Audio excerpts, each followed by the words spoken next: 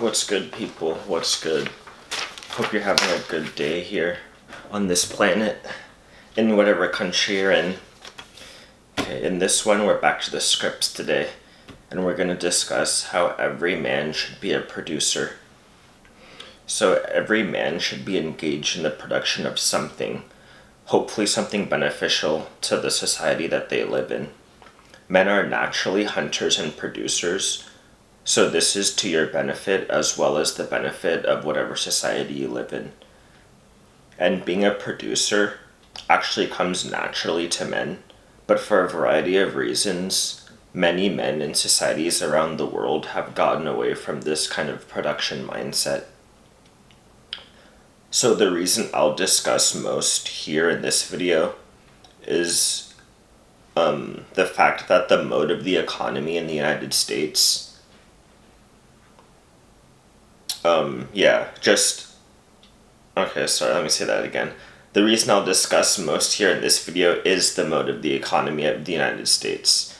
So this story can be adjusted to fit whichever country that you live in. And this narrative is generally the same in basically every society in general. But the timescales are adjusted, and then the amount of people in the population is adjusted. So those two factors aren't the same, but the general narrative it's similar. So the United States started with an agriculturally based economy in which the average man was engaged in the production of food. So in this era, extended families were considered important. As machines made food production more efficient, the United States moved to an industrial manufacturing-based economy. So in this era, the nuclear family was seen as important. As machines made manufacturing goods more efficient, the United States moved to a services-based economy.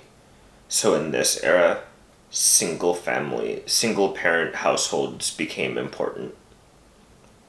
And as computing and data machines made offering services more efficient, the US moved to a more data-driven economy. And in this era, lack of families becomes the norm. So guess what? This is the era where we are now. We're in a data-driven economy. The next step will probably be an entertainment-based economy, but I'll leave you guys to think about the implications of that. I might discuss that in a later video. But what does this mean for the average man? So if you have a service job, you're technically a little behind, which is honestly not necessarily a bad thing. If you have a job working with data, then you are the status quo essentially, and you most likely are miserable, to be honest. If you have a manufacturing job or you're a farmer, then you're wondering what the F is going on with society currently. So what does this have to do with being a producer? Well, in any of these modes of economy, you can be a producer. So whether it be producing food, producing content, producing data, producing jobs, producing services, etc., society always has an appetite for producers. And why is that? Well, it's pretty obvious. Because they produce stuff. So if you want to produce new stuff, that's called being an entrepreneur. And you're going to be doing it yourself for a stretch of time until you can find others to join you. But if you don't know where to start or how to approach this information, then I would highly suggest starting to produce content here on YouTube. And obviously I'm biased because that's what I'm doing and that's the path I'm following.